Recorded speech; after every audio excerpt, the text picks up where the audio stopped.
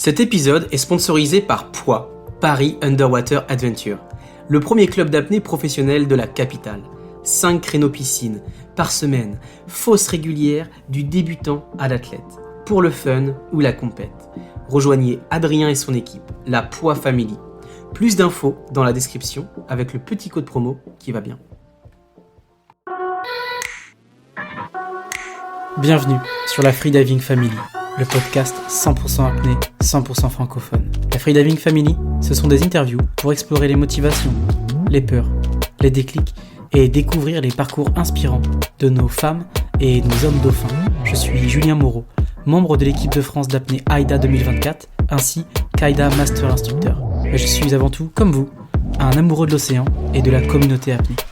Depuis 2021, je parcours le monde, de Bora Bora au Blue Hole égyptien. Sur ma route, je tends le micro aux freedivers vivant leur rêve de grand bleu. Installez-vous confortablement et bonne écoute à vous. Mais avant, n'oubliez pas de vous abonner à la Freediving Family, le podcast 100% apnée. Cet épisode est aussi soutenu par l'école d'apnée Blue Addictions. Elle est basée dans le sud de la France, à La Londe-les-Morts et Bornes-les-Mimosas. Depuis 2011, Blue Addictions propose des formations AIDA et FFESSM. Vous pouvez vous y former comme MEF1, passer votre RIFA ou encore faire votre AIDA 4. Que vous soyez un club, un débutant curieux ou un apnéiste confirmé, Blue Addictions vous propose des stages variés, des masterclass avec des grands noms de l'apnée, des ateliers sur la compensation avec Federico Mano. Blue Addictions dispose de 2 semi-rigides équipés de potence amovible et de 2 centres pour vous recevoir avec confort. Blue Addictions, c'est aussi une équipe d'apnéistes compétiteurs au niveau international, avec la Blue Addictions Pro Team. Merci à l'équipe Blue Addictions de soutenir le podcast Freediving Family. Salut l'AFF, aujourd'hui immersion dahabienne avec la Frenchie Clara Katz, une jeune instructrice, juge et safety AIDA. Nous parlons de notre village Dahab, nous parlons de ses expériences sous ses différentes casquettes avec notamment une très belle expérience où elle a donné un carton blanc à l'une de nos très grandes championnes d'apnée. Je vous laisse découvrir de qui je parle dans quelques minutes. Avec Clara, nous revenons aussi sur les problèmes de sécurité au dernier championnat du monde CIMAS et les risques d'accidents de décompression qui touchent, hélas, aussi les freedivers. Nous faisons quelques jeux, dont le fameux « tu préfères » qui me rappelle les années lycée, donc on fait des « tu préfères » sur l'apnée, parce qu'on est aussi là pour se marrer. Bref, cet épisode est dans la ligne des rencontres des francophones vivant à Dahab et travaillant dans le milieu de l'apnée. C'est la suite logique des échanges avec Catherine Chouinard, la québécoise, avec Julie Dubar, avec qui on avait fait un épisode sur les menstruations, ou encore avec Pascal Huron, l'ennemi public numéro 1 de l'apnée français. Et oui, la francophonie est bien présente sur les bords de la mer Rouge.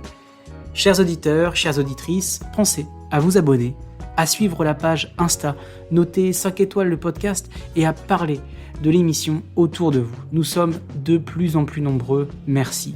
Et j'espère bien faire que la Freediving Family devienne une référence dans les médias apnée. Et cela se fera avec vous et votre aide. Alors je compte sur vous pour faire connaître le podcast.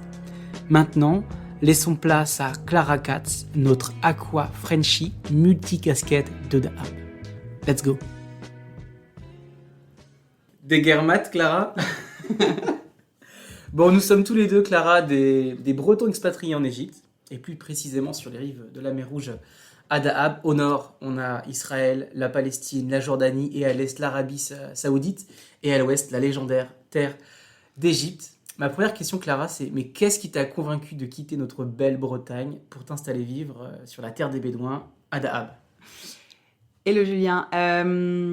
Alors, qu'est-ce qui m'a convaincu de venir vivre ici ? C'est assez facile. Je suis venue ici, pas pour vivre au début, mais simplement pour apprendre l'apnée. J'avais jamais fait d'apnée avant. Plutôt à l'aise dans l'eau, par contre. J'ai un bon passé à l'aise en piscine. J'ai fait beaucoup de natation synchronisée petite. Ah, t'es une ancienne nageuse synchro, ouais, d'accord. Voilà, et en fait, je me suis dit qu'il fallait que j'aille apprendre ce sport un jour. Je sais pas, ça a cliqué. Je pense que c'était la fin du Covid, début 2021, et j'ai dit, hop il me fallait un break de la France, et je suis venue ici pour 1 mois, et ça fait plus de 4 ans et demi maintenant. Wow, 4 ans et demi. Et t'avais un travail, t'étais en fin d'études, t'étais dans quelle situation ? Non, j'avais un boulot où, au moment du Covid, c'était le moment où on ne pouvait pas du tout retourner au bureau. Donc j'ai demandé à pouvoir vu qu'on était confinés à la maison, entre guillemets, à pouvoir emmener mon ordinateur et bosser depuis ailleurs. Ils m'ont dit oui. C'était pour 1 mois, ça s'est prolongé sur 3 au début. Je suis rentrée, j'ai fait un peu des allers-retours en 2021. Et puis finalement, je suis rentrée fin 2021. Donc j'ai passé presque 1 an ici au début. Et je suis rentrée fin 2021. Je pense, j'étais pas prête à quitter complètement mon travail en ligne. Je bossais dans les énergies renouvelables. Ok. Et basé en Bretagne? Basée à Paris. Basé à Paris. Ouais. Une Bretonne est déjà expatriée à Paris? Non, j'ai jamais. Enfin, je suis d'origine bretonne, mais j'ai surtout grandi à Paris. J'ai passé tous mes étés en Bretagne, mais j'ai grandi surtout en région parisienne, pas à Paris. Ok. Bon, aujourd'hui, 4 ans et demi après, t'as quand même beaucoup de casquettes. T'es juge, t'es safety, t'es master instructeur AIDA, Ouais. peut-être compétitrice. Il manque presque que celle-là. Il manque que cette carte. Ouais, il manque presque que cette casquette-là. Compétitrice, écoute, pour l'instant, c'est pas pressé. J'aimerais bien en avoir l'expérience.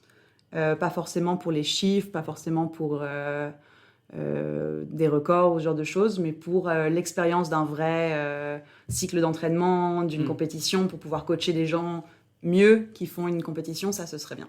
Ouais. Voilà. Donc rentrer dans la peau de l'athlète pour mieux accompagner mes coachés. Voilà. Tes coachés.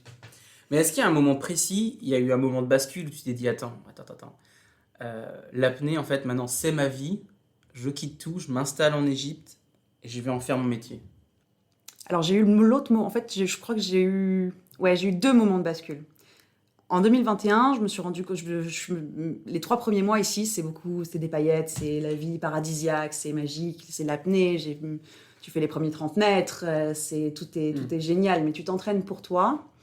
Et en fait, en ayant mon boulot ici aussi, quand tu bosses de 9h à 19h, que Internet, ça fonctionne encore moins bien qu'aujourd'hui, c'est plus difficile, tu rames, t'es tout le temps à distance, tu sais, je me sentais un peu coupable par rapport à mes équipes, aux gens avec qui je bossais, plein de choses comme ça. Et en fait, du coup, j'ai eu le moment inverse en me disant, ça va pas le faire parce que je suis pas prête à quitter ce job, à être 100% ici. Je me voyais pas forcément, je m'imaginais pas être instructeur d'apnée du tout. Je m'étais dit, ADA, pourquoi pas, mais je sais pas quoi faire. Même si j'aimais l'apnée, mais je me projetais pas forcément instructeur. Et du coup, je suis rentrée en France. Les premiers 6 mois, à peu près de 2022, j'étais en France. Et en fait, juste avant l'été 2022, je me suis dit non, mais enfin, ça me va plus du tout, quoi. J'ai fait l'effort, j'ai même fait une thérapie. Je me suis dit bon, alors, faut se poser des questions, savoir où sont mes valeurs, savoir ce que je veux dans la vie. Et en fait, je me suis rendu compte que fallait que je revienne ici, fallait que je rentre ici. Que la vie parisienne, c'était très sympa, que j'aime beaucoup la vie en France. Hein, le vin et le fromage me manquent. Et le saucisson.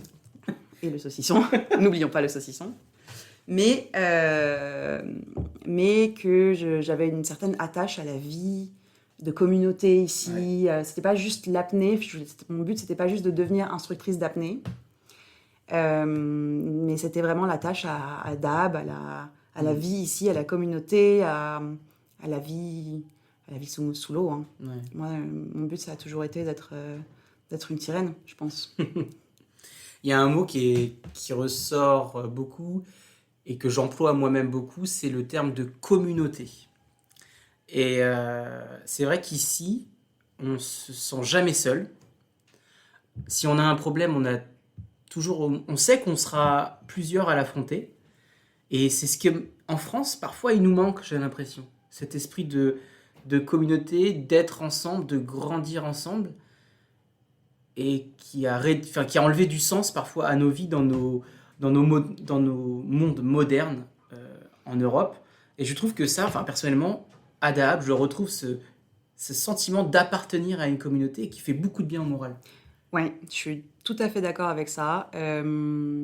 Bizarrement, je pense que la vie de ville, la vie citadine finalement, quand tu te dis, moi j'ai grandi en région parisienne, il y a beaucoup plus de monde en région parisienne que ce qu'on est ici à Dahab. Je crois qu'on est 12-15 000 habitants maximum. Ouais. Oula, oui, ça dépend des saisons, je suppose, mais ça doit être ça. Ouais. Mais finalement, on est assez isolé dans la vie de la ville, parce que on se croise, on se dit pas bonjour, il y a quelques gens de notre quartier à la limite et nos amis, mais on est assez isolés, on a chacun nos vies, vraiment, qu'on mène nos vies. Et ici, c'est beaucoup plus étriqué, finalement. Ce sens de la communauté, de cette aide dont tu parles, c'est incroyable. Je pense que ça booste le métabolisme humain, pour moi, presque. Ouais, c'est vrai. C'est presque ça. Il doit y avoir des hormones, des trucs Ouais. qui jouent. J'avais même déjà vu, tu sais, des études sur les zones bleues. Et un des points communs des zones bleues, qui sont les zones où les gens vieillissent le plus vieux au monde, Ouais. ce genre de choses, et ben en fait, c'est un système de communauté à chaque fois. Ouais. Donc, Dab n'est pas forcément une zone bleue pour l'instant, je pense, mais ça pourrait devenir, qui sait. Voilà. Même si de temps en temps, je pense que on considère cette vie de village, ça peut être un peu oppressant, c'est dur de se retrouver seul, il faut savoir dire non, je pense. Mais c'est un soutien incroyable, magique. Ouais. C'est vrai que la communauté de Dahab, c'est quelque chose. Bon, Dahab, de manière concrète, pour les apnéistes, c'est le spot de Lighthouse, en face des restaurants. Toi, tu as tes bouées juste à côté de l'école dans laquelle tu es. Et puis, le fameux Blue Hole, ce trou de 95 mètres de profondeur, légendaire, découvert par Cousteau. Quel est ton spot préféré si tu devais en choisir qu'un, Lighthouse ou Blue Hole? Ah, c'est pas facile comme question. Ah, c'est le but. Blue Hole, je vois ça presque comme une petite expédition. J'adore emmener des gens qui n'ont jamais mis les pieds encore à Blue Hole et leur faire vraiment la galette complète. Les emmener un petit thé d'abord à Aquamarina avec Ali et son grand sourire. On s'équipe, sous la douche un peu fraîche parfois l'hiver. Faut passer au-dessus des cailloux en entrant à Blue Hole, ça fait un peu mal aux pieds, mais ça fait partie du jeu. Et après, une bonne session de plongée sur la bouée, avant de juste remonter la ligne et de les emmener sur la selle, sur le mur extérieur, où tu as une falaise de corail, un récif incroyablement vivant pour la mer Rouge, qui est sublime, où on voit toujours des petites choses, etc. Et en fait, ça tombe derrière à presque 800 mètres. On ne se rend pas compte, mais ça tombe le mur, il est à pic. Bah, c'est des montagnes sous l'eau, quoi. C'est des montagnes sous l'eau, et en fait, et ça, avec entouré des montagnes, justement, on sort de l'eau après, on mange la moussaka d'Ali ou quelque chose comme ça, qui est réputée pour être très bonne.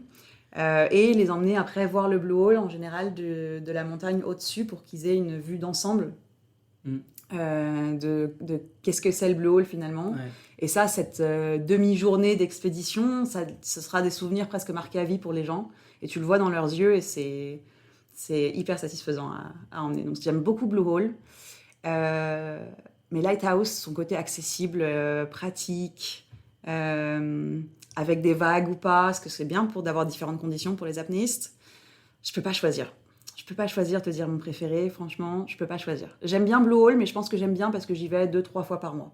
Je pourrais peut-être pas le faire tous les jours. C'est plus loin, ça demande un peu plus de logistique. Le fait d'alterner, ça c'est génial. On n'a pas toujours le même spot, ça c'est génial. Et on ne croise pas les mêmes niveaux, on ne croise pas les mêmes instructeurs. Mais c'est vrai que ce mélange des deux spots et la simplicité pour trouver la profondeur, ça, je trouve ça magique. Ah oui, il faut savoir qu'on a 150 mètres et on a 50 mètres de profondeur. 150 mètres du bord, en nageant. Ouais. Ah, le bonheur. Clara, donc tu es juge. Oui. Aïda, d'ailleurs tu as eu l'occasion de me juger. Mais on va pas parler de moi, on va parler plutôt... Dommage. On en parlera tout à l'heure si tu veux. Mais j'ai envie de revenir sur un événement récent. Tu as tendu un carton blanc à une athlète française de renom pour lui accorder un record de France en poids constant, Oui. monopalme. Je te laisse en parler parce que c'est vraiment un beau moment. Ouais, c'était tout juste la semaine dernière et j'étais juste dans une compétition AIDA à Charmes avec le centre Only One Academy. Only One Center, non? Only One Center, ouais, Ouais. voilà. J'ai eu la très bonne surprise de découvrir que Alice Modolo faisait partie de la compétition, aux côtés d'Alenka Hartnik aussi, et de plein d'autres athlètes. On avait 14 athlètes en tout sur cette compétition. Et sur le dernier jour de la compétition, qui n'était pas si simple parce qu'on a eu... faut savoir que c'est une compétition qui a été organisée finalement pendant l'éclipse lunaire qu'on a eue. Et la Lune, on sait qu'elle est tout à fait liée aux marées et au courant, donc parfois. Donc on a eu des plus grosses marées, des plus gros courants. Et donc ce dernier jour, on a eu beaucoup de courants. On a réussi à pousser la compétition. On a dû décaler l'horaire de la compétition prévue pour pouvoir éviter pendant la journée trop de courants. Ouais. Une fois qu'on était dans l'eau, déjà prêt le matin. Ouais. Et la première plongée qu'on a eue, c'était celle d'Alice Modolo, qui a fait 102 mètres en poids constant, avec sa monopalme, avec quand même un peu de courant. Et j'ai eu l'honneur de pouvoir lui donner un carton blanc et lui dire qu'elle avait de nouveau passé le cap des 100 mètres, de nouveau fait un record national pour la France. Ouais, ça c'est magique. Et on rappelle des fois quand il y a des décalages à cause des courants ou des conditions, l'athlète il s'est calé par rapport à son official top. Et des fois il a arrêté de manger à une heure exacte pour ça. Donc parfois le métabolisme il est fatigué. Il y a la préparation mentale qui est complètement décalée. Donc c'est vrai que des fois le fait de décaler et en plus de réussir à faire une performance de niveau record national, c'est vraiment très fort pour Alice Modolo. Donc on la félicite en tout cas ici. Ouais, super fière et super contente pour elle. Ouais, alors en plus ce qui était drôle c'est qu'en même temps il y avait les championnats du monde CIMAS. Si j'avais pu interroger Alice, je lui aurais demandé mais pourquoi t'es pas allé faire ce record au championnat du monde CIMAS et tu l'as fait en Égypte. Tu sais toi si Alice pourquoi elle a fait ce choix ? Alors je lui ai posé la question, figure-toi, à elle, à Alenka, parce que c'est des plongeuses d'élite aujourd'hui qui seraient tout à fait capables d'aller là-bas. Et elles m'ont répondu toutes les deux la même chose, qui est elles cherchent avant tout la sécurité dans leur plongée. Et en fait, apparemment, il y a déjà un an, on a de plus en plus, on est de plus en plus conscient de problèmes de santé avec certaines plongées profondes, notamment pour certains athlètes, et on parle d'ICS, accident de décompression. d'accident de décompression, etc. Et en fait, malheureusement en Grèce, on n'a pas de médecins formés pour, de ce que je sais, tout simplement, hein, voilà, mais il n'y a pas de médecins formés pour les accidents de décompression liés à l'apnée. Pour l'instant, en fait, dans le savoir des gens, c'est encore très lié à la plongée bouteille. Voilà, il faut être Dark Vador pour pouvoir aller dans une chambre en question de décompression. Et du coup, les médecins ne pensent pas qu'on ait besoin de ça, nous, en tant qu'apnéistes, parce que, sauf qu'on commence à aller de plus en plus profond, de plus en plus régulièrement, et que nos corps emmagasinent aussi de l'azote. Et les médecins ne sont pas encore conscients et on n'a pas encore énormément d'études là-dessus. Et donc, c'est très dur de se faire soigner si on a un accident de décompression en apnée. C'était déjà arrivé une fois l'année dernière, mais très légèrement. Et c'est arrivé de nouveau cette année. Et en fait, l'année dernière, ça avait déjà choqué un petit peu Alice, qui est très portée sur la sécurité, notamment. Ce qui est extrêmement bien. C'est une plongeuse conservatrice et qui fait attention à elle, à son corps et aux autres athlètes autour d'elle. Elle avait questionné l'organisation de ces jeux avec le CMAS. Mais ils avaient l'impression que rien n'avait un peu bougé, donc elle avait préféré finalement venir dans un centre où elle sait que derrière il y a des médecins spécialisés. Oui, parce qu'à Sharm el-Sheikh, exactement, il y a le caisson de décompression. C'est quel docteur déjà qui le gère ? Alors, il y a deux médecins principaux, Dr Adel et Dr Ahmed. Voilà. Et donc, l'avantage, c'est qu'en 15-20 minutes, on peut, du setup, arriver dans le caisson en cas d'accident de décompression. Depuis Sharm, ouais. C'est vraiment à côté. Ça, c'est un des points importants de Sharm. Et les médecins ont déjà l'habitude des apnéistes là-bas et savent comment traiter les apnéistes, même si ça se fait au cas par cas toujours. Hein. Voilà. Donc en fait, du coup, les deux championnes, Alice Modolo et Alenka, expliquaient que c'était par une peur de ne pas avoir assez de sécurité au championnat du monde CIMAS, ce qui n'avait pas lieu d'être en Égypte parce qu'il y avait le caisson de hyper bas. Oui, alors je pense pas que ce soit une peur, je pense que c'est une façon de protester aussi. Okay. Une façon de dire on voudrait que les gens fassent plus attention, s'il vous plaît. Ouais. Et d'ailleurs, il y a eu un gros accident. Ouais. Un énorme ADD par le russe, situation de prénom, je sais plus. Andrei. C'est ça, Andrei, ouais. Et du coup, il y a eu des problèmes avec le caisson et on lui souhaite en tout cas le meilleur pour récupérer. et qu'il n'y ait pas de séquelles, à long terme. Donc voilà, si la CIMAS veut les meilleurs athlètes, il faut remettre à plat la safety. Voilà, je dis ça pour moi, parce que maintenant, moi, secrètement, je plonge à 150 mètres. Et... Secrètement ? Secrètement, oui. Dans mes rêves. Voilà. Ah oui, c'est très bien. Non, mais voilà, safety first. Et si on veut avoir l'élite, il faut avoir aussi la safety la meilleure au monde et le meilleur setup. T'es aux premières loges des records incroyables, comme avec Alice Modolo qui fait 102 mètres pour un record de France, mais aussi des échecs, parfois dramatiques. Qu'est-ce qui reste gravé en toi, genre l'extase ou la chute ? Dramatique, j'ai encore jamais vu d'accident et je touche du bois, j'espère que ça n'arrivera jamais en apnée dans les compétitions. Des blackouts, voilà, ça oui, mais ça arrive dans notre sport quand on essaye de pousser un peu les limites, on va dire. Et les compétitions, c'est entre guillemets un peu fait pour ça, on va dire, pour beaucoup d'athlètes. Mais non, c'est les étoiles dans les yeux des gens quand ils ont un carton blanc. Là, la petite anecdote, par exemple, avec Alice, c'est que donc, on doit faire un certain protocole de surface quand on sort. Hein, on a 15 secondes, une fois que la tête est sortie de l'eau, pour enlever l'équipement qu'il y a sur le visage, donner le OK sign avec la main et dire « I'm OK ». Et Alice a d'abord donné le signe, par exemple. Elle a dit « I'm OK ». Après, elle a enlevé son équipement et elle a refait. Et en fait, le protocole commence quand tu enlèves ton équipement. Ouais. Donc, dans les règles, c'était bon. Et elle l'a fait en moins de 15 secondes. Ouais. Mais sur le moment, elle, dans ses yeux, je l'ai vu, elle a pensé qu'elle ne l'avait pas, que j'allais lui donner un carton rouge. Ouais. Et en fait, du coup, pour elle, c'était une surprise. Et c'est d'un seul coup ce soulagement, ce sourire qui vient sur un visage qui est un petit peu crispé, qui d'un seul coup te dit « Ah non, j'ai fait ma plongée, mais je n'aurais pas mon carton blanc. » Et ben non, enfin, ça, c'est magique. C'est toujours... elle était vraiment heureuse. Non, c'était chouette. J'étais très heureuse qu'elle ait récupéré... le protocole comme il faut aussi, donc ça c'est chouette. Tu as eu l'occasion d'être juge sur cette compétition, mais tu as été aussi juge sur des compétitions en piscine. Est-ce que tu as des anecdotes aussi sur le fait d'être juge en piscine ? Tu as vu des choses un peu drôles ou des choses un peu marquantes ? Tu veux vraiment qu'on en parle ? Je sais pas si tu veux parler du banana. Banana, j'ai eu un athlète en particulier qui, au lieu de faire son surface protocole, nous dit banana au milieu, hein ? N'est-ce pas, Julien ? Non, oui, en piscine. Alors, j'ai pas été sur des compétitions avec des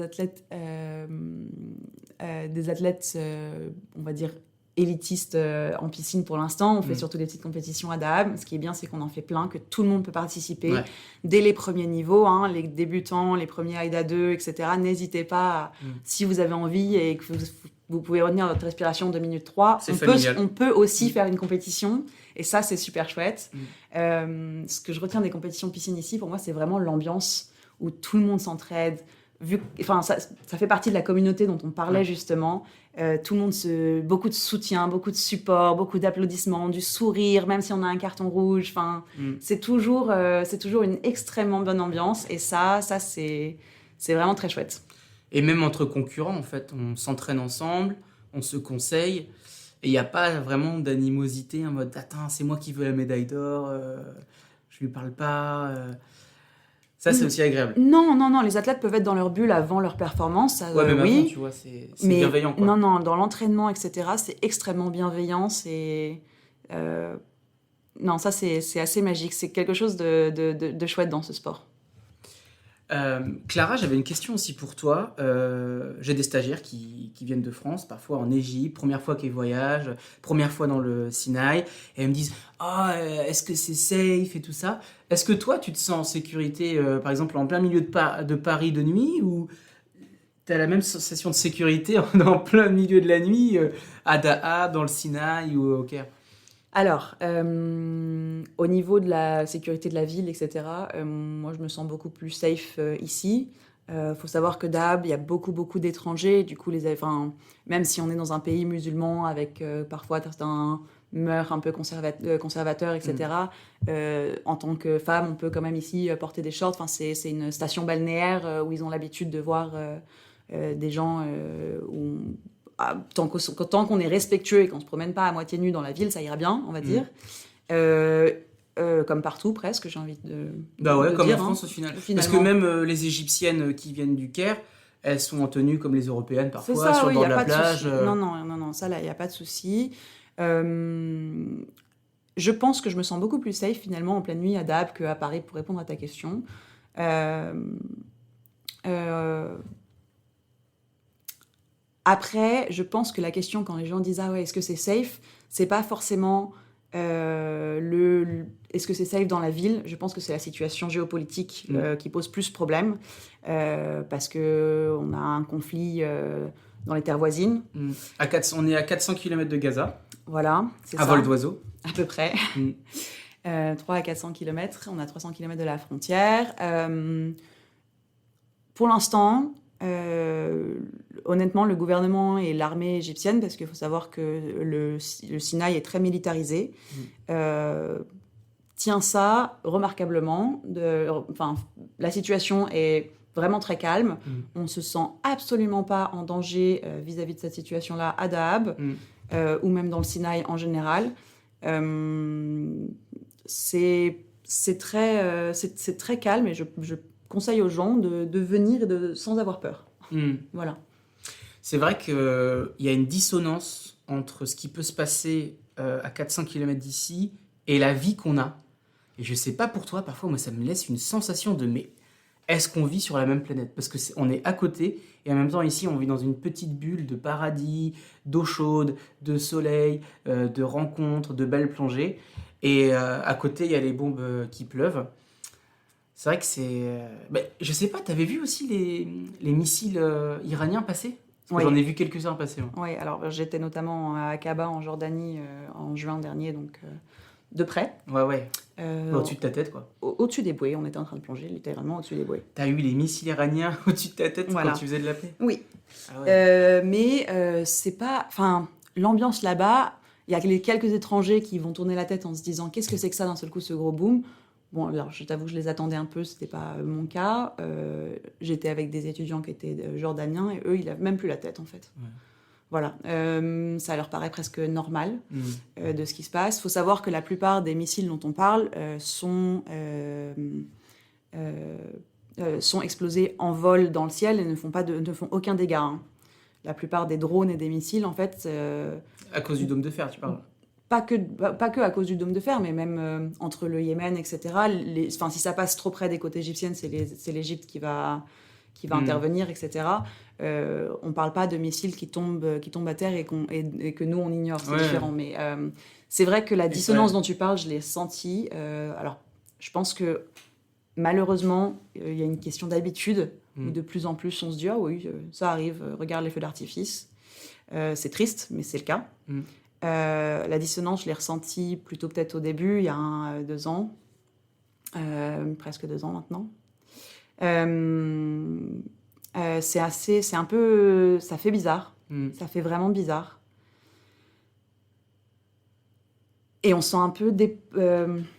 Impuissant. Impuissant, ouais. Ouais, complètement impuissant. Dépourvu de force à ce moment-là. On souhaite tout le meilleur aux populations là-bas, notamment à la population palestinienne qui est vraiment pourchassée, entre guillemets.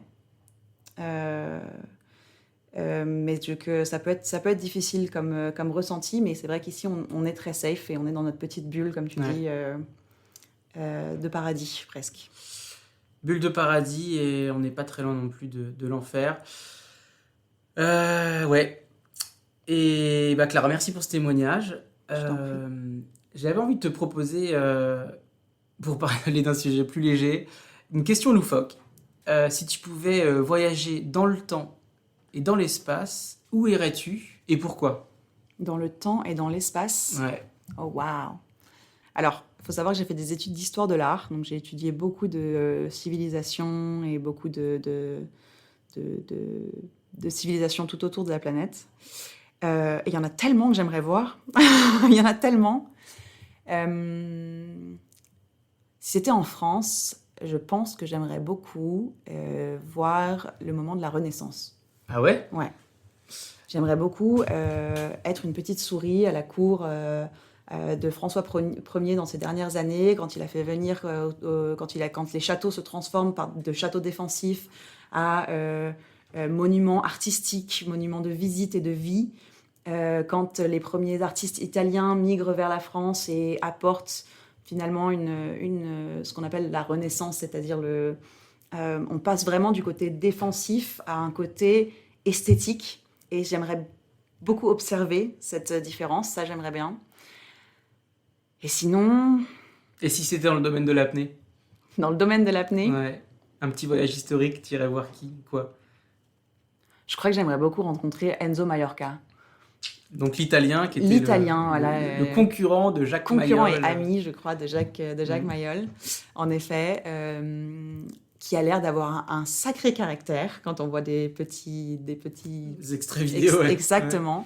Mais il y a une photo qui m'a marquée où il est dans une compétition et il a sa combinaison sur lui et il a la combinaison et en fait les deux oreilles sont coupées et complètement sorties de la combinaison. Ouais. Nous, maintenant, on fait des petits trous ou alors on met juste de l'eau dans notre capuche. Mais il a les oreilles complètement sorties. Et j'adorerais voir ça et voir pourquoi on ne fait plus ça aujourd'hui ou ce genre de choses. Si c'est le froid. Poser plein de questions sur les premières fois. Ce serait drôle d'avoir un instructeur AIDA de 2025 qui rencontre les anciens du passé. Parce qu'aujourd'hui, on sait tellement de choses sur je pense le qu'on corps. est toujours à 2-3 personnes. Hein. Je pense qu'on n'est pas loin. Tu vois, tu disais que tu as interviewé Claude Chapuis, par exemple, qui a peut-être rencontré avant. On est toujours à 2 personnes, tu vois. Dans le monde de l'apnée, on n'est pas encore aussi nombreux qu'on voudrait. D'ailleurs, ça, c'est une question. On n'est pas aussi nombreux qu'on voudrait, comme tu dis. Est-ce que tu souhaites que l'apnée reste un sport un peu confidentiel ou tu aimerais que l'apnée se démocratise et qu'il y ait de plus en plus de pratiquants, un peu ce qu'on a vu dans le surf, ce qui se démocratise de plus en plus. Est-ce que demain, l'apnée pourrait devenir un sport aussi connu que peut-être pas le football, mais la natation ou le volley ? Alors moi, je pense que c'est en bonne voie, que le sport grandit très rapidement, très très rapidement, quand on voit le nombre d'instructeurs ici, quand je suis venue ici, on était peut-être 2 instructeurs français, aujourd'hui on est 7, quelque chose comme ça, hors saison. Ouais. Donc ça grandit énormément, notamment en France, parce qu'on a une histoire de l'apnée, presque maintenant, on peut dire ça. Ouais. J'aime le fait que le sport grandisse. Alors malheureusement, ça amène souvent plus de bureaucratie, plus d'administratif, plus de réglementation, ce genre de choses, mais ce qui est important pour la sécurité de tous aussi. Donc il faut trouver le bon équilibre entre tout ça. Mais je suis heureuse que plus de gens découvrent l'apnée parce que je pense que c'est un sport unique en son genre. C'est le seul sport où... on t'apprend à faire moins. On t'apprend... Ouais, exactement. Ouais. Exactement. On t'apprend à... C'est une plongée. Il faut savoir que la plongée bouteille, c'est pour observer le monde sous-marin, pour être en dehors de soi, alors que l'apnée, c'est vraiment une plongée à l'intérieur de soi. Et ça fait une sacrée différence et ça apporte beaucoup à beaucoup de gens. C'est vrai, et je pense que c'est un sport qui apporte de la paix. Parce c'est un sport très méditatif. On est mieux avec soi-même, donc on est mieux avec les autres. Et je pense que c'est un sport qui contribue à la santé mentale, à une bonne santé mentale. C'est un sport qui contribue à une bonne santé mentale, c'est un sport très méditatif. Et puis, il faut savoir qu'on n'a plus l'habitude aujourd'hui de ne rien faire. L'apnée, c'est pas exactement ne rien faire, mais presque. Ouais. Parce qu'en fait, on ne fait plus rien dans le sens où on ne respire même plus. Et on ne bouge plus. Essayez tous, je vous invite tous à essayer juste de vous allonger dans votre canapé, de trouver une position confortable et d'essayer de ne plus respirer pendant quelques temps. Votre corps, il n'a pas l'habitude de ne plus avoir de mouvement du tout. Et c'est pas facile mentalement déjà. Et en fait, le fait d'essayer d'avoir cette barrière, et nous on le fait sous l'eau avec des notions de sécurité après, ça, c'est apprendre à se connaître. C'est apprendre à être en paix avec soi-même. C'est exactement ça. Et à arrêter parfois ce flux de pensées continuelles qu'on peut avoir dans la tête. Ça, c'est top de réussir à éteindre le cerveau. Qu'est-ce que c'est reposant ? À éteindre ou à mettre en veille. Ouais. Parce que éteindre complètement, je pense que c'est un truc de garçon. Ah ouais? Il n'y a pas beaucoup de filles qui arrivent à me dire « je ne pense à rien ». C'est quoi? J'ai jamais eu un seul élève fille qui m'a dit « je ne pense à rien ». Par contre, des garçons, il y en avait plein. Et c'est marrant que t'en parles parce que coacher des nanas ou coacher des mecs, ce n'est absolument pas la même chose. Non. Avec les filles, c'est beaucoup plus émotionnel, il faut parler beaucoup plus. C'est un accompagnement complètement différent qu'avec les hommes. Alors, je pense que ça dépend des niveaux aussi, mais oui. Et les égos aussi à gérer. Les égos des mecs sont plus durs à gérer que l'ego des filles. Oui. Alors que des fois, les femmes, elles sont exceptionnelles et elles doutent d'elles. Et t'as des mecs qui sont nuls à chier, qui doutent pas d'eux. Et c'est très drôle de voir un peu les différences de genre. C'est que c'est vrai qu'on peut en observer dans notre métier. Oui, quand on en a fait plein, finalement, il y a presque une généralité qui émane de ça. Alors, c'est pas pour tout le monde, mais il y a globalement, il y a quelque chose. Il y a deux pôles. Et c'est très drôle à observer, Donc, les filles, croyez en vous. S'il vous plaît. Parce que c'est vrai, c'est souvent en fait de la remise en question. Est-ce que je suis capable? Je suis pas capable. Est-ce que les mecs se posent beaucoup moins de questions, quoi. Il y a eu cette petite vidéo virale récemment on a posé les questions à plein de filles et on a posé les questions à plein de garçons. Est-ce que si un avion avait du mal, vous pensez que vous pourriez le redresser si d'un seul coup il y avait un problème? Faire atterrir l'avion. La plupart des garçons ont dit oui, je pourrais faire atterrir l'avion, alors que la plupart des filles ont dit mais jamais j'aurais les capacités. Et toi, tu répondrais quoi? J'essaierais. Ouais. Je peux pas dire si j'y arriverai ou j'y arriverai pas, mais je pense que j'essaierais. Et en apnée, en fait, on se rend compte que c'est un peu la même chose dont on parle avec ce manque de confiance en soi féminin. Très dommage, très très dommage. Parce que c'est systémique, pas du tout le cas. Alice, dont on parlait, sera d'accord avec nous pour nous dire allez les filles, c'est encore un sport de garçons parce qu'ils croient plus en eux. On n'est pas d'accord avec ça. Go les nanas. Et c'est une conversation que j'ai parfois parce que du coup dans le podcast j'essaie vraiment d'avoir 50-50 hommes et femmes. Bien. Et quand je demande à un gars tu veux venir sur le podcast, ouais carrément. Quand je demande à une fille c'est ok attends laisse-moi le temps d'y penser, tu pourras m'envoyer les questions en avance, il faudrait que j'y réfléchisse. Je sais pas, je suis pas assez forte, peut-être l'année prochaine après telle compétition. C'est vrai? Et ouais, c'est plus dur de recevoir des nanas sur le podcast que des gars. Le gars, c'est toujours ok. Et les filles, c'est direct oui, ou c'est soit je dois un peu les travailler au corps, les mettre en confiance, ou leur envoyer les questions en avance pour les mettre en confiance. Mais je pense que c'est parce que la société ne vous juge pas pareil que les hommes. On attend plus de vous, à avoir une bonne image, à être ou je sais pas, ou peut-être vous êtes en compétition. Je pense qu'il y a un peu double tranchant pour beaucoup de choses chez les femmes depuis très jeunes, où si tu fais quelque chose trop vers la droite ou trop vers la gauche, finalement ça va jamais, il faut rester un peu se fondre dans la masse, entre guillemets, parce que sinon d'un seul coup tu es, je sais pas le excentrique. Hystérique même pour les femmes, qui est pas forcément... Alors qu'un homme il aura du caractère. Voilà, c'est ça. Il va s'en sortir beaucoup plus facilement dans le jugement sociable. Je suis d'accord avec toi, de la société. Donc fuck that, et les filles prenez la place s'il vous plaît, prenez la place, secouez-nous et n'ayez pas peur, et puis vive la sororité, on va dire.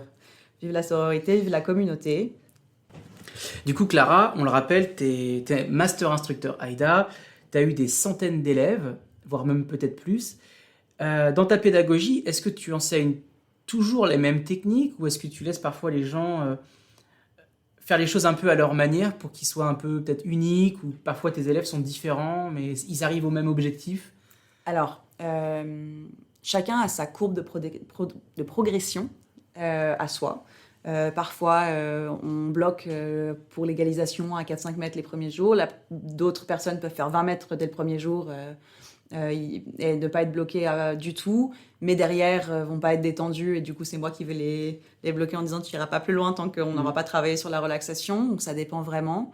Pour moi, ce qui est important, c'est que... Alors, il y a beaucoup d'instructeurs aujourd'hui qui approchent l'avenir en disant « il faut faire comme ça et pas autrement », entre guillemets. Alors oui, il y a des méthodes qui marchent, mais qui ne marchent pas forcément pour tout le monde. Je me souviens avoir réalisé ça en voyant Loïc Vuillemin plonger à une compétition. Deep Zen. Voilà. Loïc, il a vraiment son propre style. Et j'ai trouvé ça, et ça marche pour lui finalement. Ça fonctionne pour lui. Il fait des très belles plongées, des très belles performances.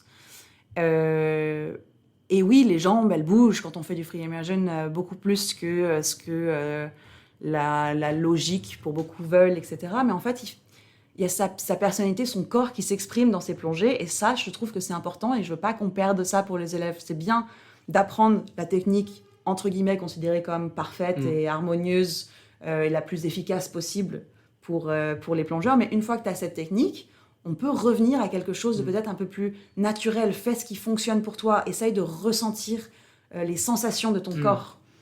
Il faut, bien sûr, il y a une question d'habitude. Parfois, pour que quelque chose soit confortable, il faut l'essayer plusieurs fois. Mais il faut essayer, faire des expériences, faire plein de choses différentes pour pouvoir savoir ce qui fonctionne pour nous. Quand tu dis ça, tu me fais penser à Pascal Huron, qui lui est aussi beaucoup comme ça. Il fait, bon, il faut qu'on continue d'explorer le terrain de la pédagogie. Et il ne faut pas qu'on se mette dans des cases. Il faut qu'on reste curieux. Et peut-être et c'est comme parce que notre sport, c'est encore un sport tout jeune. Et il ne faut pas qu'on se limite dans notre pédagogie. Et peut-être que demain, on va découvrir des nouvelles techniques de compense, qu'on va découvrir des nouvelles techniques d'ondulation. Oui. Oui. Et restons ouverts, quoi. Oui, restons ouverts sur la pédagogie, tout en sécurité d'abord, toujours très important quand même. Pour moi, donc oui, il y a plein de choses à explorer, il y a encore plein de choses à faire. De plus en plus, on parle de compétition en équipe, comme à l'époque, de rapidité en apnée. On essaye de faire des jeux, on joue avec l'apnée. Et ça, pour moi, c'est très important de garder ce côté... on explore notre enfant intérieur qui redécouvre l'eau ou presque, qui redécouvre notre corps. De rester extrêmement joueur avec l'apnée, dans des conditions de sécurité optimales évidemment, mais de rester le plus joueur possible, faut que ce soit fun. On fait ça parce que c'est fun. C'est vrai que parfois tu vois des gens qui s'entraînent, etc. et en fait ça devient tellement sérieux, ça donne plus envie. Il y a des gens, ils regardent l'eau et au milieu de leur cycle d'entraînement, ils peuvent plus aller dans l'eau. C'est vrai. Et pour moi c'est très important au milieu, si d'un seul coup je suis frustrée, j'arrive pas à faire ma compense comme je veux, etc. C'est très important d'un seul coup de dire bon bah vas-y, on arrête la session là, ou on fait une pause, on va faire des bulles, on va faire des bulles sous l'eau. N'importe quoi, on va aller voir les poissons, on va faire des fun dives, on va retrouver ce plaisir de je suis dans l'eau, et pas juste le côté athlète, je veux aller plus loin, je veux aller toujours plus loin, toujours plus haut, toujours plus fort. C'est sympa pour Fort Boyard, mais toujours plus fun, c'est aussi bien. Mais d'ailleurs, c'est quand je coach mes élèves pour la compétition, c'est une des lignes pour atteindre la performance, c'est le plaisir et le jeu. À partir du moment où tu restes dans le plaisir et dans le jeu, tu as la décontraction, tu as la relaxation, donc tu as la compensation, donc tu as envie d'y aller. Et si tu enlèves le plaisir, et bah, pour l'apnée, ça ne fonctionne pas parce qu'on n'est pas sur du sprint, on n'est pas sur du marathon, on est sous pression, on ne respire pas, c'est pas le même sport que les autres, quoi. C'est un sport où si on ne se met pas la pression à soi-même, c'est là que ça marche le mieux. Et en fait, du coup, si on fait juste quelque chose qu'on aime, c'est magique. L'art de s'en foutre, ça marche tellement bien. Mais c'est vrai. Oui. Un peu, tu vois ce que je veux dire ? Se détacher totalement de ses objectifs. Se détacher, pas s'en foutre complètement, mais se détacher clairement. Pas d'objectifs, de chiffres, etc. qui peuvent frustrer. Un objectif de bonne sensation, et là, le tour est joué. Et en parlant de jeu, je te propose, ça fait longtemps que je ne l'ai pas fait sur le podcast, le jeu du tu préfères. Parce que moi j'aime beaucoup les jeux du tu préfères en soirée. J'avais commencé au lycée avec des tu préfères qu'on t'arrache le bras gauche ou le bras droit. Bref, c'est des bons souvenirs de lycée où on était très bêtes à l'internat. Alors, Clara, tu préfères, on va aborder comme des sujets importants en même temps, tu préfères te percer les tympans ou faire un blackout à 40 mètres durant une compétition ? Je préfère me percer le tympan. Ah ouais ? Ouais. Pourquoi ? Parce que ce serait un accident de décompression. Enfin, c'est juste que j'aurais peut-être un peu de mucus. Ça peut être dû à un peu de mucus à une égalisation loupée ou voilà. Alors qu'un blackout à 40 mètres, ça veut dire que j'étais vraiment pas prête pour une plongée que j'ai annoncée pour moi presque. Ou qu'il y avait un facteur que j'ai pas pris en compte et que je me suis pas écoutée. Ok. Voilà, donc quelque chose qui peut être un peu plus accidentel que ça. Ok, donc les tympans. Ouais. Toi, moi, j'aurais choisi le blackout parce que le blackout, t'as pas forcément de blessure. Par contre, après, t'as une blessure psychologique, quoi. Ouais. Bah, t'as vu peut-être la plongée de Mathieu Maréo au championnat du monde. Ouh là là, j'étais en direct sur le live, je le regardais. Il a fait un blackout à 45 mètres. Il s'est fait un squeeze sur la descente et il a fait une narcose par la suite. Et heureusement, les safety l'ont récupéré à 45. Et il va bien et on lui souhaite tout le meilleur. Et on lui souhaite vraiment le meilleur, Mathieu. On pense fort à toi. Donc ouais, c'est... Ouais. Mais bon, s'il n'y a pas de blessure, je crois que je préfère encore le blackout. Mais tu sais, j'ai toujours été un peu fascinée par l'histoire des Aïnyo en Corée qui se perçaient les tympans Oh là là. volontairement pour pouvoir descendre chercher les perles sans avoir à compenser. Ouais. Et du coup, je pense qu'il y a un côté où si je me perçais les 2 tympans, je pense que j'irais juste plonger une fois pour voir. Ouais. Honnêtement, je sais, c'est pas recommandé, les Ouais. bactéries, etc. Je pense Et qu'il faut serais demander à je serais Vera. suivie par des médecins dans ces cas-là. Ouais. Mais je le ferais pour voir parce qu'il y a des gens qui l'ont fait Ouais. pour faire l'expérience. Tu vois, on parlait d'expérience, je le ferais. Ouais. C'est Vera, la Suisse, qu'on a reçue dans l'épisode 4, qui a eu beaucoup de problèmes de tympan et qui parfois à la fin a fait « j'en peux plus, je vais plonger même si mon tympan est percé ». Parce que psychologiquement j'en ai besoin. Mais des gens qui plongent avec tympan percé, il y en a beaucoup en Polynésie par exemple. En Polynésie, sur l'île de Fakarava, j'ai dormi chez des chasseurs. Et les mecs, ils avaient les tympans percés. Et tu sais ce qu'ils faisaient? Mais volontairement ou par accident? Non, par accident, parce Ok. qu'ils font n'importe. Mais les tympans étaient destroy, tu vois. Et à chaque fois, il me disait, oui, bah moi, je bois de l'eau salée, quand je plonge, ça passe par l'oreille. Je fais quoi? Et puis, du coup, ses oreilles étaient complètement défoncées. Et ce qu'ils font, c'est qu'ils achetaient du chewing-gum jaune, là, dans le magasin. Ils mâchaient le chewing-gum et ils mettaient le chewing-gum dans l'oreille. Et ils recréaient un tympan avec le chewing-gum. Bah, plus élastique, du coup, pas, Et c'était plus élastique. pas mal. Et il m'avait bien insisté, le chewing-gum jaune et pas le chewing-gum vert. Parce Parce que c'est pas la même élasticité. Alors, le malabar dans l'oreille, on évite, s'il vous plaît. Hein. Clara, tu préfères devenir prof de plongée bouteille tech ou n'enseigner que tout le reste de ta vie des AIDA 1, donc qui veut dire de 0 à 10 mètres toute ta vie? Je préfère enseigner des AIDA 1 0 à 10 mètres toute ma vie. Ça me dérange pas d'enseigner des débutants, j'aime beaucoup ça. J'aime beaucoup, j'ai fait beaucoup de débutants. Et voir les premières étoiles dans les yeux de quelqu'un qui fait une plongée et qui aime ça, même si c'est 2 mètres de plongée, c'est magique et ça restera magique toute ma vie, je pense. La plongée tech, je serais curieuse d'essayer une fois, mais le matériel, en fait, j'ai vraiment cette image de tortues qui vont à l'eau, lourdes, tu vois. Ouais. Alors que nous, on est plutôt des petites méduses. Ouais. J'aime beaucoup. Non, c'est trop lourd pour mon dos, je peux pas. La plongée tech, l'avantage, c'est que tu peux passer l'arche, du coup, qui est à Ce serait la seule 55. raison pour laquelle je ferais du tech. C'est pareil. Pour passer l'arche une fois, tranquille, zen.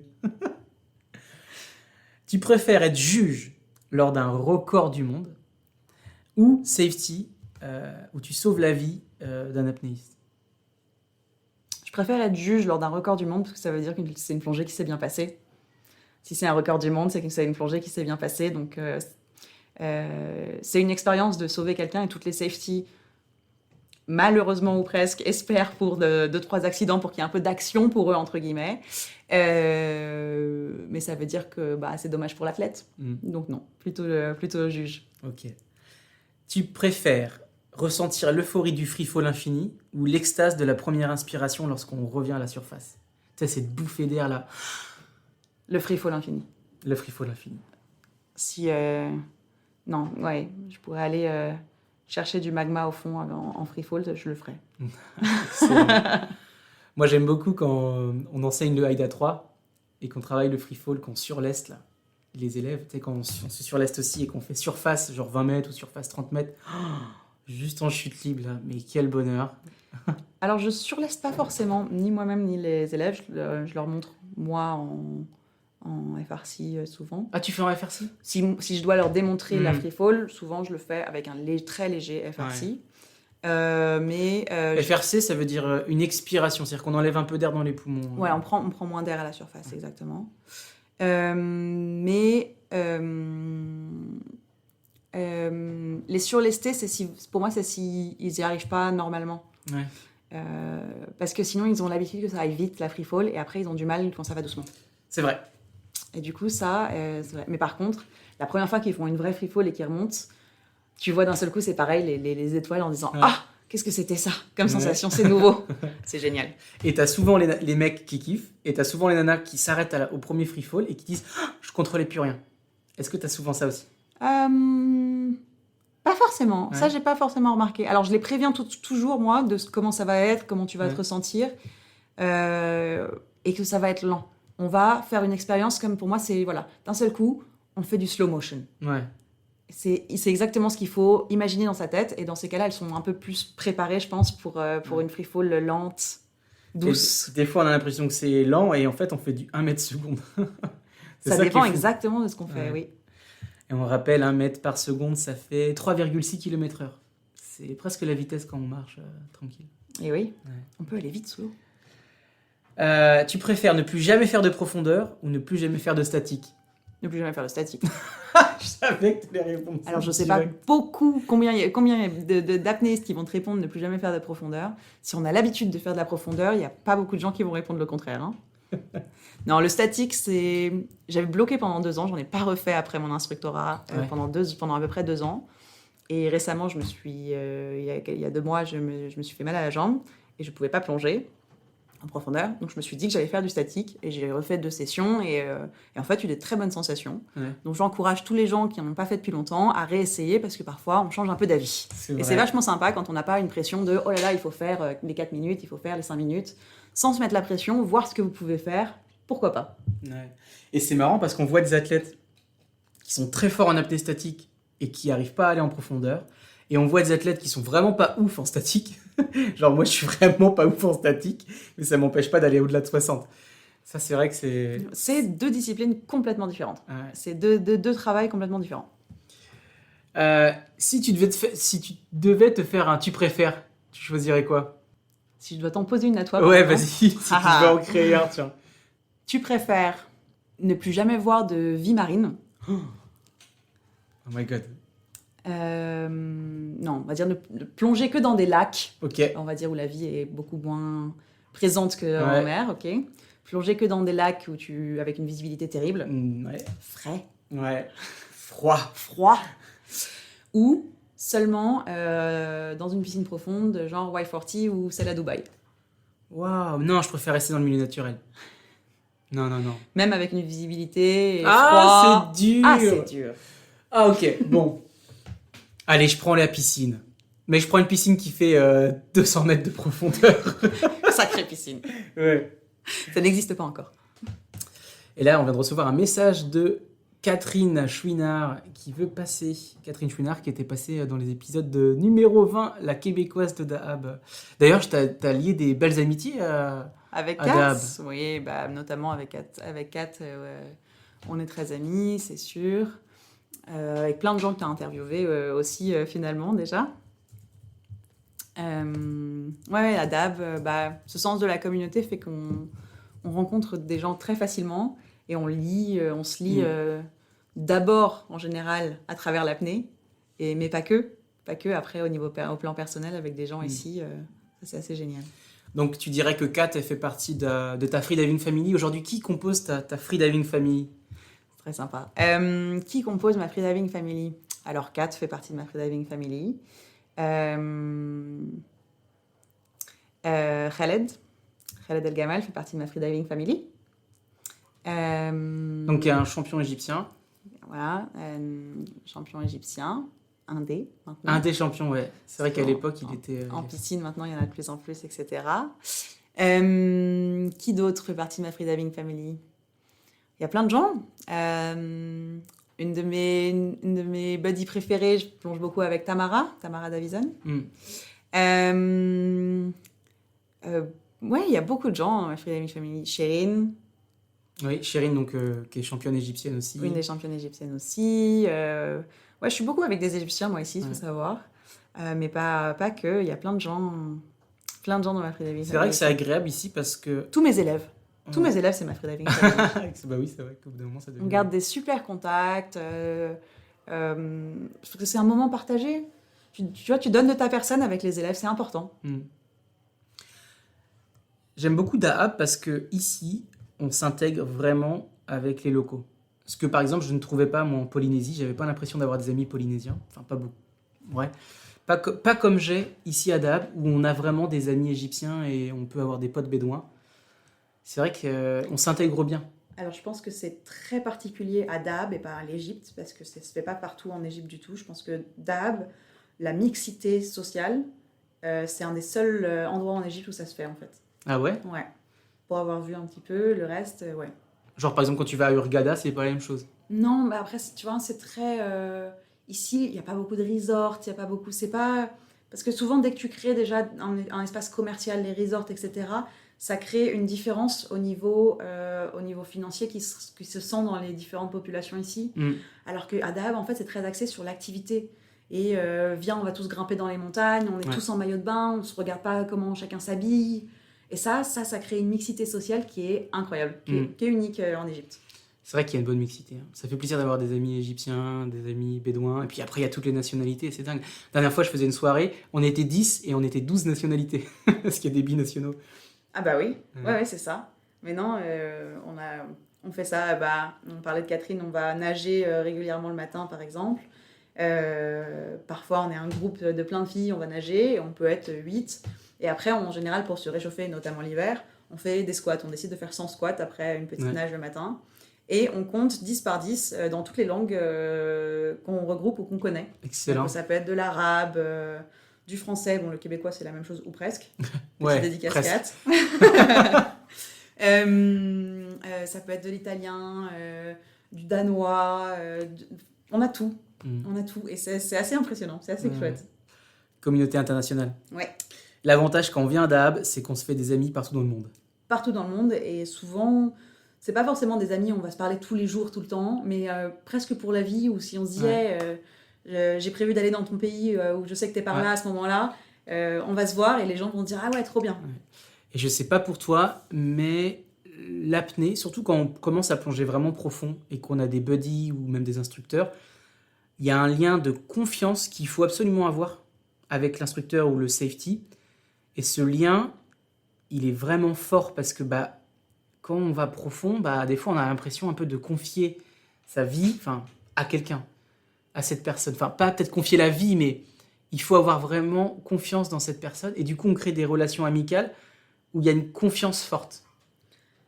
Oui, je suis d'accord. Alors moi, je le ressentais plutôt en tant qu'étudiante au début, quand j'ai appris, moi, mes premiers AIDA 2, AIDA 3, etc. J'avais vraiment ce côté, j'ai l'impression de mettre ma vie dans la main de quelqu'un, presque... avec mon instructeur, mais moins maintenant, parce que je pense que je me connais mieux en tant que plongeuse. Je sais ce que je peux faire, je sais quand est-ce que j'approche mes limites. Alors, à chaque fois qu'on fait un nouveau PB ou quelque chose qui est un petit peu en dehors de ta zone de confort, oui, je pense que tu as ce lien de confiance qui revient. Mais plus quand tu fais... C'est plus sur toutes les sessions, je trouve.